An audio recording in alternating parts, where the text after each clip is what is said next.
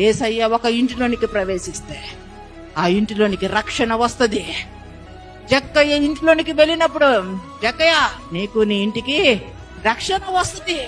యేసయ్య ఒక ఇంట్లోనికి ప్రవేశిస్తే చనిపోయిన వ్యక్తులు కూడా బ్రతుకుతారా? మార్తా, మరియా లాజరు ఇంట్లోనికి ప్రవేశించినప్పుడు ఆ ఇంటిలో భయంకరమైనటువంటి పరిస్థితులు. లాజరు చనిపోయినప్పుడు మరలా యేసయ్య 4 దినములైన తర్వాత లాజరు బయటికి రా అంటే లాజరు బయటకు వచ్చాడు. ఇంటిలోనికి యేసయ్యను రాణిస్తే అద్భుతాలు, ఆశ్చర్య కార్యములు స్వతంత్రించుకుంటావు. దేవునికి మహిమ కలుగును గాక. ఈ రోజు నీ జీవితంలో ఏ అద్భుతము, ఏ ఆశ్చర్య కార్యము, ఆశీర్వాదము, దీవెన రావడం లేదు, ఏది నువ్వు పొందుకోవడం లేదంటే దానికి కారణము పాపములను ప్రేమించి ప్రభువుని నీ హృదయంలోనికి, నీ ఇంటిలోనికి రానివ్వడం లేదు. చాలా ఘోరమైన పరిస్థితి.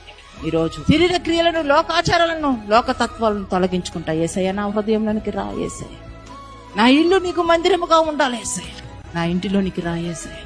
దేవుడు నీ హృదయంలోనికి వస్తే నీ మారా అనుభవాన్ని మధురంగా మారుస్తాడు. నీ జీవితాన్ని బహుగా ఆశీర్వదించి దీవిస్తాడు, గొప్ప చేస్తాడు. నిన్ను అనేక మందికి ఆశీర్వాదకరంగా, దీవెనకరంగా నిలవబెడతాడు. సమస్త మహిమ, ఘనత, ప్రభావములు యేసయ్యకి చెల్లునుగాక. Download ShareChat.